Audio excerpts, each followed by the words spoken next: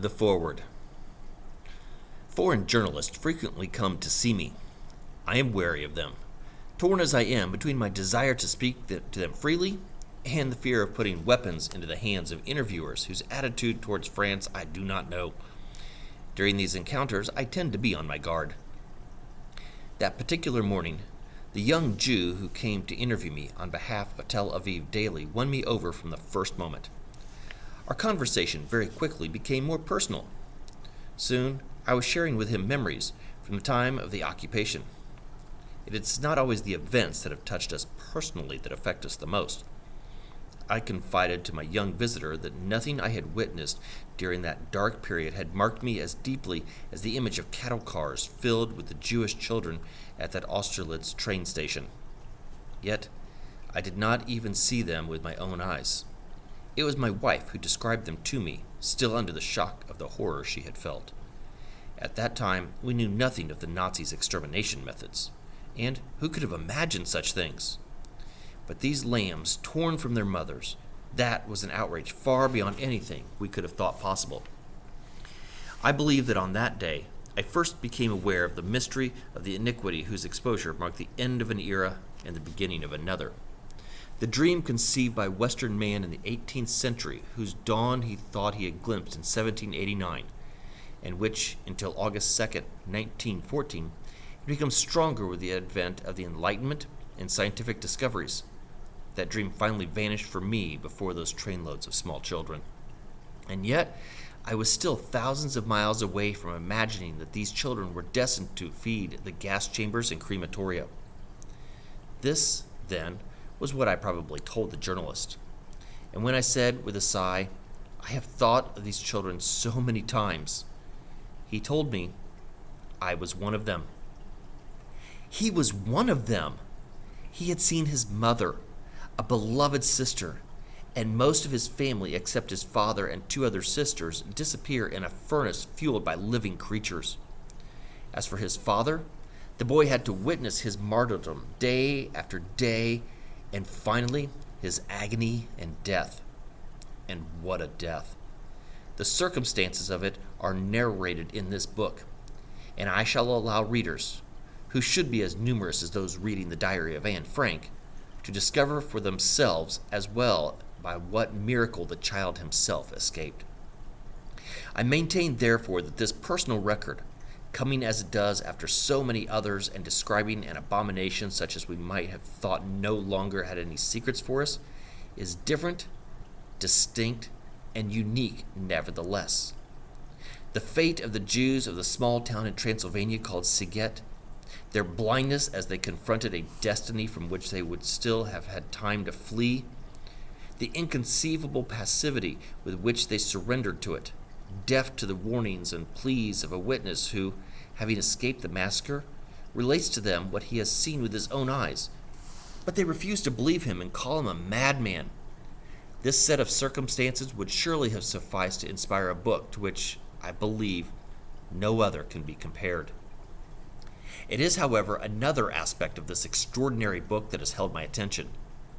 The child who tells us his story here was one of God's chosen. From the time he began to think, he lived only for God, studying the Talmud, eager to be initiated into the Kabbalah, wholly dedicated to the Almighty. Have we ever considered the consequences of a less visible, less striking abomination, yet the worst of all, for those of us who have faith? The death of God in the soul of a child who suddenly faces absolute evil? Let us try to imagine what goes on in his mind as his eyes watch rings of black smoke unfurl into the sky, smoke that emanates from the furnaces in which his little sister and his mother have been thrown after thousands of other victims. Never shall I forget that night, the first night in camp, that turned my life into one long night 7 times sealed. Never shall I forget the smoke. Never shall I forget the small faces of the children whose bodies I saw transformed into smoke under a silent sky. Never shall I forget those flames that consumed my faith forever. Never shall I forget the nocturnal silence that deprived me for all eternity of the desire to live. Never shall I forget those moments that murdered my God and my soul and turned my dreams to ashes. Never shall I forget those things, even were I condemned to live as long as God himself. Never. It was then that I understood what had first appealed to me about this young Jew. The gaze of a Lazarus risen from the dead, yet still held captive in the somber regions into which he had strayed, stumbling over desecrated corpses. For him, Nietzsche's cry articulated an almost physical reality.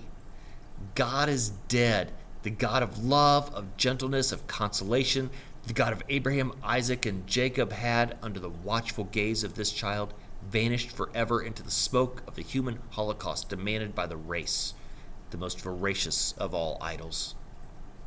And how many devout Jews endured such a death? On that most horrible day, even among all those other bad days, when the child witnessed the hanging, yes, of another child who, he tells us, had the face of a sad angel, he heard someone behind him groan, "For God's sake, where is God?"